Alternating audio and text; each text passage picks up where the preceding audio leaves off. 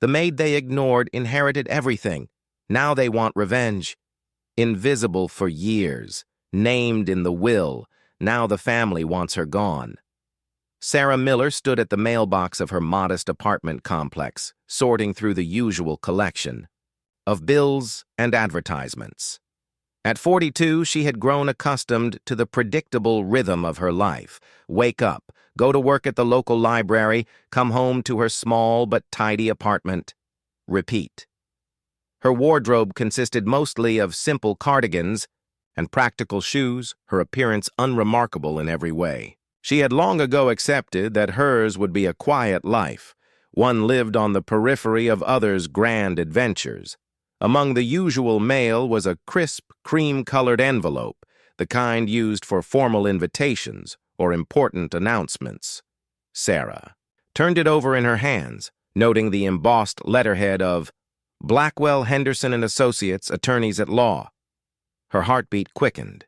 The only person she knew who might have dealings with such a prestigious firm was her former employer, Reginald Thornfield, for whom she had worked as a housekeeper for nearly 15 years before his health began to fail. The letter inside was brief but clear. You are hereby requested to attend the reading of the last will and testament of Mr. Reginald Edward Thornfield, to take place at our offices on Friday, April 25th at 2:00 p.m. Sarah's eyes welled with tears. She had known Mr. Thornfield was ill, but somehow she had convinced herself that he would recover, as he always had before. He had been kind to her during her years of service, treating her with a respect that few others had shown. Sarah wondered why she would be invited to such an occasion. Surely the will reading would be for family members and close friends, not the hired help. Perhaps Mr. Thornfield had left her a small memento or a token of appreciation for her years of service. Whatever the reason, she felt she owed it to him to attend and pay her final respects. The offices of Blackwell, Henderson and Associates occupied the entire top floor of one of the city's most prestigious buildings. Sarah felt out of place the moment. She stepped through the glass doors into the marbled lobby. She had worn her best outfit, a navy blue dress she had purchased for her cousin's wedding 3 years ago, but even so, she felt conspicuously underdressed among the designer suits and luxury accessories that surrounded her. The elevator ride to the top floor seemed interminable. Sarah squeezed herself into the corner, trying to make herself as small as possible as executives discussed mergers and acquisitions around her. When she finally reached her destination and approached the receptionist's desk, the woman behind it gave her a look that clearly questioned whether she was in the right place. I'm here for the reading of Mr. Thornfield's will, Sarah said softly, handing over the invitation letter. The receptionist's perfectly shaped eyebrows arched slightly as she scanned the document, then directed Sarah to a conference room down the hall. As Sarah entered the room, the low murmur of conversation abruptly ceased. A dozen pairs of eyes turned toward her, examining her from head to toe with undisguised surprise and, in some cases, disdain. She recognized most of the faces: Mr. Thornfield's son Richard, his daughter Victoria, various cousins and business associates. They were people she had served tea to, whose messes she had cleaned up, whose conversations had fallen silent when she entered rooms much like they had now. I believe you've made a mistake, Richard Thornfield said, rising from his seat at the large mahogany table. This is a private family matter. His voice dripped with the same condescension she had endured for years while working in the Thornfield mansion. Before Sarah could respond, the door opened behind her, and an elderly man, with silver hair and kind eyes, entered, carrying a leather portfolio. No mistake, Mr. Thornfield, said Arthur Blackwell, the family's longtime attorney. Ms. Miller was explicitly named by your father as someone who should be present for this reading. Victoria Thornfield let out an audible scoff. The help? Father wanted the help present for his will reading?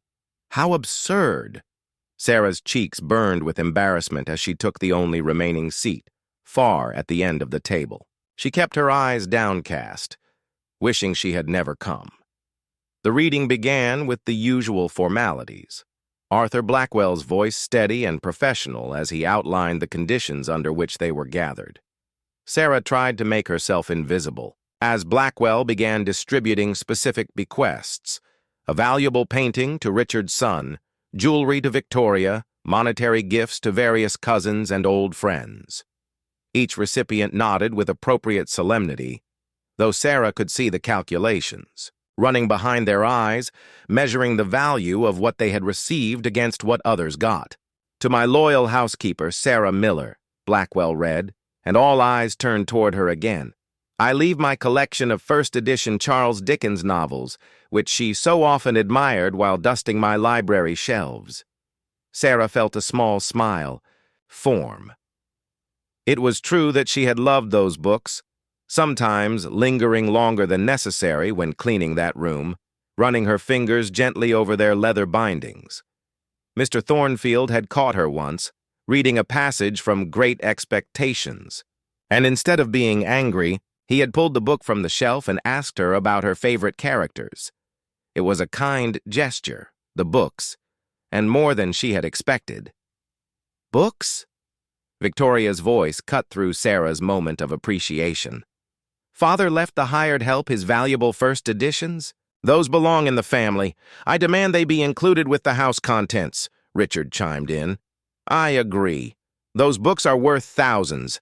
It's ridiculous to think Father would intentionally give them to her." He gestured dismissively in Sarah's direction. "They were your father's to give, and his wishes were quite clear," Blackwell said firmly.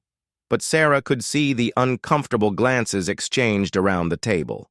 "Perhaps Ms. Miller would be willing to sell them back to the family for a reasonable sum," suggested one of the cousins, a woman whose name Sarah couldn't recall, but whose imperious manner she remembered all too well. After all, what would someone like her do with such valuable books? "She probably doesn't even understand their worth." Heat crept up Sarah's neck and into her cheeks. She wanted to disappear, to sink through the floor and away from the judgmental stares and barely concealed contempt. She had known these people for years, served them, cleaned up after them, yet they spoke about her as if she weren't even in the room. "I'm sure Sarah would be reasonable," Richard said, not bothering to address her directly. $5,000 for the entire collection. That's more than generous for someone in her position." Blackwell cleared his throat, appearing uncomfortable with the direction the conversation had taken. "Perhaps we should continue with the reading before discussing any such arrangements." "Yes, let's get on with it," Victoria said impatiently. "The sooner we finish, the sooner we can resolve this irregularity." Sarah wished she had never come. The small joy she had felt at Mr. Thornfield's thoughtful bequest had been thoroughly crushed beneath the weight of the family's contempt. "Now, as to the remainder of my estate," Blackwell continued, adjusting his reading glasses and turning to the final page of the will, "including the Thornfield mansion, all associated lands, my shareholdings in Thornfield Industries valued at approximately $300 million, my various bank accounts, investment portfolios, and all other assets not specifically mentioned. Above," he paused, looking up from the document.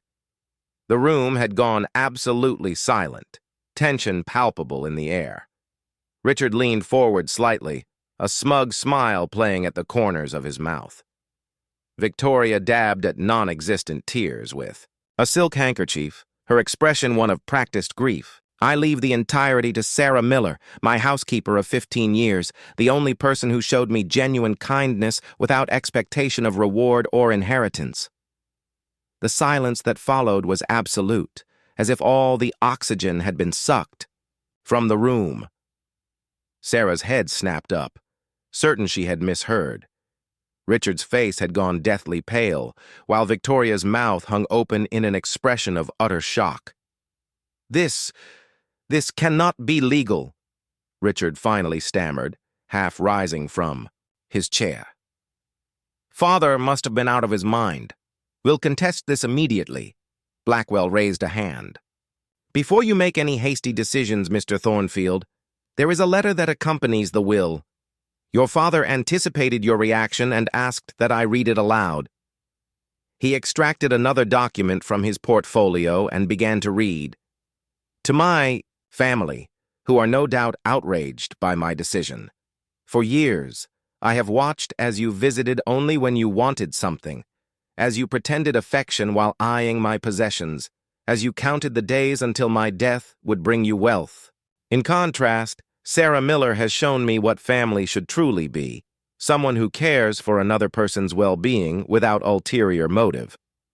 When I was sick, it was Sarah who sat by my bedside reading to me, not because she was paid to, but because she stayed hours after her shift had ended, concerned for my comfort. When I was well, it was Sarah who remembered my birthday without prompting, who noticed when I was sad and brought me tea without being asked. She has shown me more humanity and kindness than any of you who share my blood. Victoria had begun to sob in earnest now, while Richard's face had transformed from shock to fury. The cousins and associates murmured among themselves, casting accusatory glances at Sarah, who sat frozen in her chair, unable to process what she was hearing. Furthermore, Blackwell continued reading, I am fully aware that you will claim I was not of sound mind. In anticipation of this, I have undergone extensive psychological evaluation, the results of which are included with my legal documents confirming my complete mental competence. Additionally, this will has been reviewed by multiple independent attorneys to ensure it cannot be successfully contested. Sarah Miller is my chosen heir, and that decision is final. The aftermath of the will reading was chaos. Richard stormed out, threatening lawsuits and investigations. Victoria collapsed into dramatic sobs, accusing Sarah of manipulating a sick old man. The rest of the family followed suit, some trying to reason with Blackwell, others making veiled threats toward Sarah herself. Through it all, she sat in stunned silence, the magnitude of what had just happened too overwhelming to process. When the room had finally cleared, save for Blackwell and Sarah, the attorney sat down beside her with a gentle smile. He knew this would be a shock to you, he said kindly. That's why he asked me to give you this. He handed her a sealed envelope with her name written in Mr. Thornfield's elegant handwriting. With trembling fingers, Sarah opened it and began to read. My dear Sarah, if you're reading this, then Arthur has just delivered what I imagine was quite a shock. I've had a long time to think about this decision, and I am certain it is the right one. You are probably sitting there wondering why I would do this, perhaps even feeling that you don't deserve it. That reaction, that humility, is precisely why you do. In my long life, I have known many wealthy people, but very few rich in character. Money has a way of revealing who people truly are, and I have watched it corrupt even those I once thought incorruptible. But you, Sarah, in 15 years of working in a house filled with luxury you could never hope to afford, never once looked at my possessions with envy or resentment. You treated my home with respect, not because it was valuable, but because it was mine. You treated me with kindness, not because I was wealthy, but because I was human. I have no illusions about my children. I failed them as a father, focusing too much on building wealth and not enough on building character. By the time I realized my mistake, the damage was done. They see people as tools to be used, possessions as symbols of worth rather than mere objects. They would squander my legacy in a decade, leaving nothing of value behind. You, however, see the world differently. You find joy in small kindnesses, in books and gardens and quiet afternoons. You understand that wealth is meaningless, if not used to create meaning. I am entrusting you with everything I have built because I believe you will do what my children cannot. Use it wisely, compassionately, and with genuine purpose. It will not be easy. Money brings complications, and many will resent you for having what they believe should be theirs. But you have a strength in you that few recognize, perhaps not even yourself. Trust in that strength. Trust in your own judgment. And when it all becomes too overwhelming, remember that I believed in you enough to entrust you with everything I valued, with deepest affection and gratitude. Reginald Thornfield. Tears streamed down Sarah's face as she finished reading. She looked up at Blackwell, who waited patiently. I don't know the first thing about running a company or managing this kind of wealth, she said, her voice barely above a whisper. Mr. Thornfield anticipated that as well, Blackwell replied. He's arranged for a team of advisors to help you transition into this role. You won't have to make any decisions until you're ready, and for what it's worth, he added with a kind smile. Having observed both you and the Thornfield family over many years, I believe he made the right choice. Sarah carefully folded the letter and placed it back in its envelope. Her mind swirled, with possibilities, not of what she would buy or how she would live, but of what good she might do with such resources. Mr. Thornfield had given her not just wealth, but responsibility, a chance to make a difference in a way she had never imagined possible. As she left the building that day, stepping out into the afternoon sunlight, Sarah Miller was no longer invisible. The weight of her new reality was both terrifying and exhilarating. She had been seen, truly seen, perhaps for the first time in her life, by a man who had looked past her plain appearance and humble position to recognize something of value within her. And now, it would be up to her to prove him right. 1 year later, Sarah sat in what had once been Reginald Thornfield's office, now transformed to reflect her own simpler tastes while maintaining the dignity of the space. The intimidating dark wood had been lightened, heavy curtains replaced with ones that allowed natural light to flood the room. On the walls hung photographs not of business achievements, but of the people whose lives had been changed by the Thornfield Foundation, the charitable organization Sarah had established with a significant portion of her inheritance. The transition had not been easy. As predicted, Richard and Victoria had contested the will, dragging Sarah through months of legal proceedings that scrutinized every aspect of her relationship with their father. The tabloids had been brutal, painting her as a manipulative gold digger who had seduced an elderly man, a narrative so far from the truth it would have been laughable if it hadn't been so painful. But gradually, truth had prevailed.